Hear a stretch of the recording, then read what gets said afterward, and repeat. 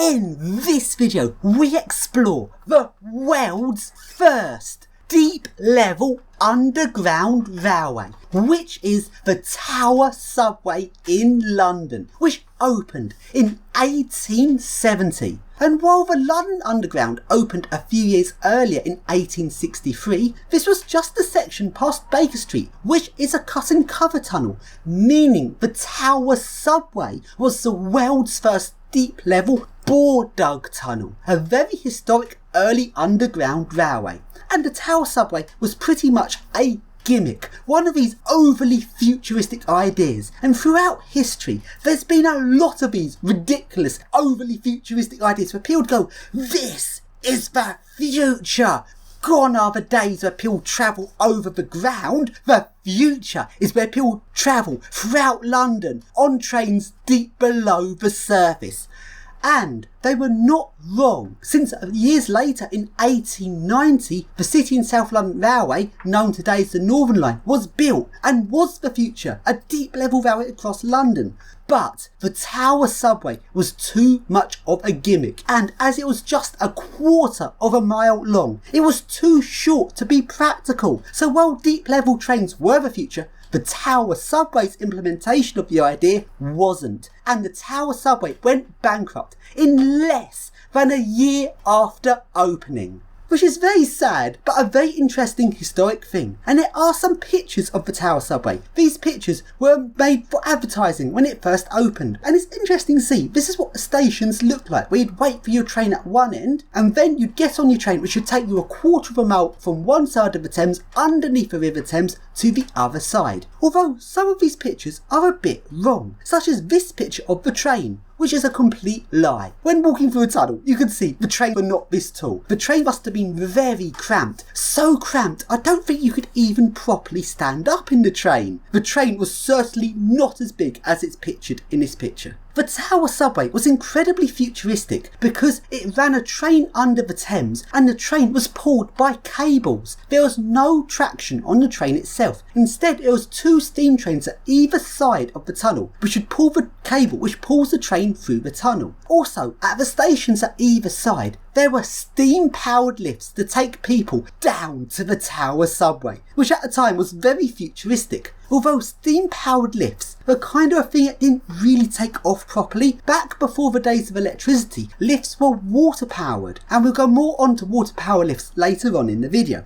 The Tower Subway had a ticket price of 1 old penny to ride it. An old penny is equivalent to 0.4 new pennies. Then if we factor in inflation from 1870 to 2021, that would be equivalent of 50 pence in today's money. So it was quite cheap to go on it, although it was only going a quarter of a mile. It was not really going very far, and it was too impractical to use. Also, there was another ticket price for priority boarding, which was double the price, so the equivalent of £1 in the modern day. After the Tower Subway went bankrupt in less than a year of opening, the lifts were removed and turned into staircases. The train was removed and the tunnel was turned into a foot tunnel, and the ticket price was halved, so the equivalent of 25 pence in the modern day. After the Tower Subway was turned into a foot tunnel, not many years later was that also shut down, and the Tower Subway was then turned into a high pressure hydraulic tunnel. Back a long time ago in London, as well as having the mains water for drinking, there'd also be the high pressured mains water for running hydraulics. This is so that water-powered lifts wouldn't need buildings to have their own high-pressured water tanks. Instead, you could use the high-pressured water mains to run your water-powered lifts. Water-powered lifts are very interesting as they're hydraulic, but the hydraulic system is upside down, with a weight at the bottom of the hydraulic to add extra force to it, since there wasn't that much pressure in water compared to modern-day hydraulics. One of these very rare water-powered hydraulic lifts used to be at the Royal London Hospital. The high-pressured water mains lasted all the way until the 70s. How did it keep going to the 70s? As soon as the electricity mains started in 1890, 1990, the high-pressured water mains were already outdated, yet somehow they carried on running this service all the way to the 70s. It must have been so outdated by the 70s. And in the Royal London Hospital, their water-powered lifts were converted to electrically operated hydraulic lifts in the 80s. And even though the lifts didn't look anything special, if you looked into the shaft, you could see the very old upside-down hydraulic system. But sadly, these lifts have now been removed, a disgusting loss of heritage. Anyway, let's now go back to the Tower subway and let's explore it. We go in through the north entrance, where what used to be a steam powered lift and was then replaced with a staircase has now been removed, and there's now a ladder down to the tunnel. At the bottom of the ladder you enter into the North Station, and you can still somewhat see the North Station. You can still see the station used to be there to some extent. Then you go down through the tunnel along to the bomb damage section, which had to be rebuilt. Past the bomb damage section, the tunnel then goes down underneath the River Thames and up the other side to the South Station, although there's very little to be seen at the South Station, as the South Station was mainly destroyed when the Mayor's building was built over the top of it. The shaft down to South Station has been removed and the tunnel was extended further southwards, and this new extension was to a new entrance at the south side beyond where the Mayor's building is, since the Mayor's building was built on top of the original entrance. Let's go and explore this tunnel.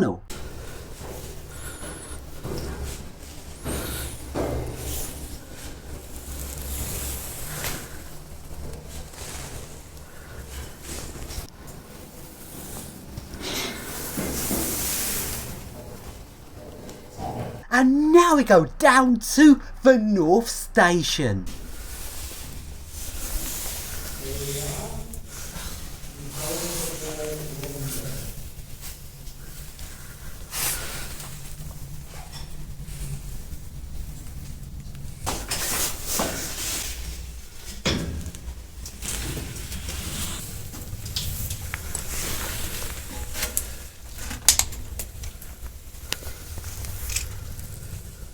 And let's just compare this to the old picture. You can see it, this is the North Station, although this old drawing does make it look a bit bigger than it actually is in real life.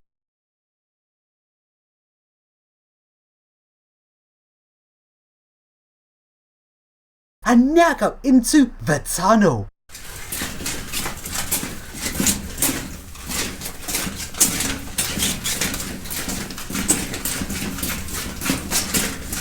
That sure doesn't look rusty enough.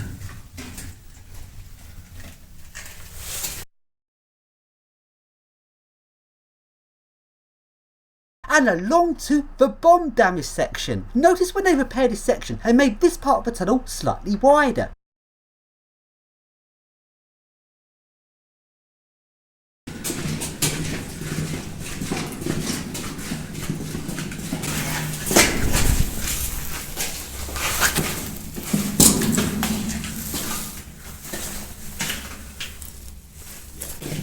And now that picture on Wikipedia of what it looked like, that picture's wrong because it shows the train much, much bigger than it would have actually been. Yeah, it's tiny. It is tiny. That is...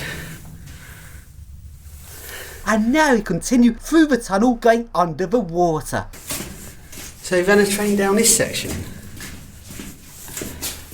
It's very hard to visualise.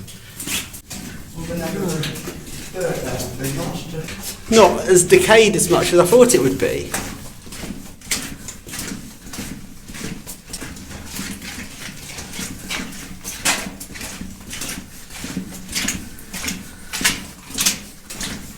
And now to the very middle of the tunnel, which is flooded. There's no electricity in this water, is there?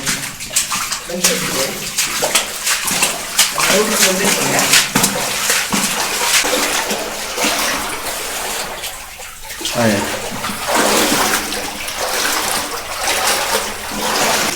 The sump pump's not running, no!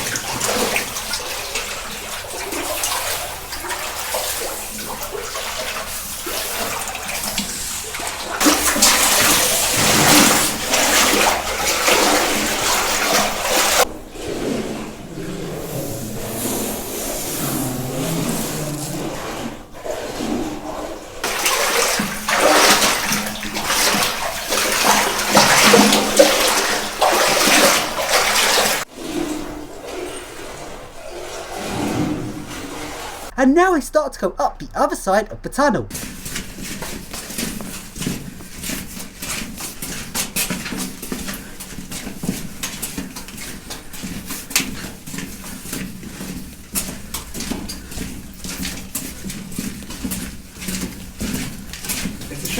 And along to the South Station. Unlike the North Station, the South Station is slightly harder to see that it was a station, and sadly the shaft up to the surface has been removed where they extended the tunnel.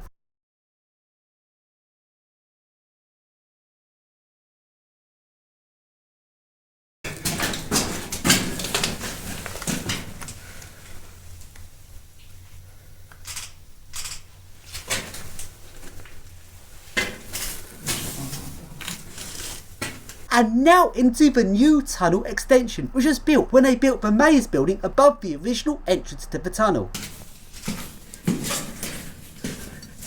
This is the extension they built in the late 80s.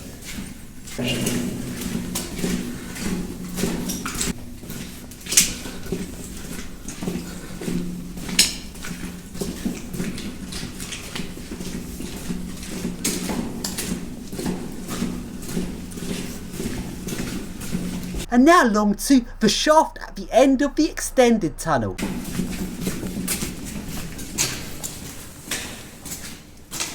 Oh wow.